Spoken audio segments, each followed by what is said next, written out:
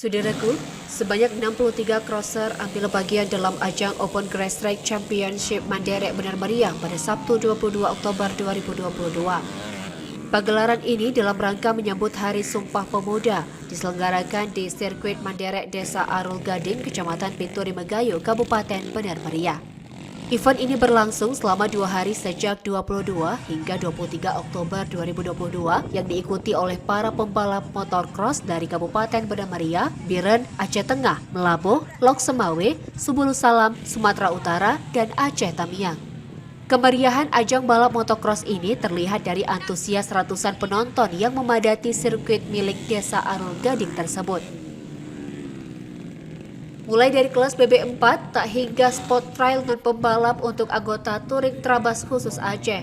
Lomba ketangkasan mengendarai sepeda motor trail itu dibuka langsung secara resmi oleh PLT Sekretaris Daerah atau Sekda Kabupaten Benar Meriah Arman Syah pada Sabtu 22 Oktober 2022.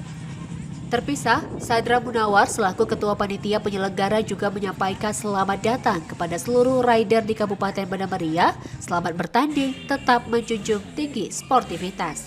Dari Benar Meriah, Bustami, Tribun Gayo TV.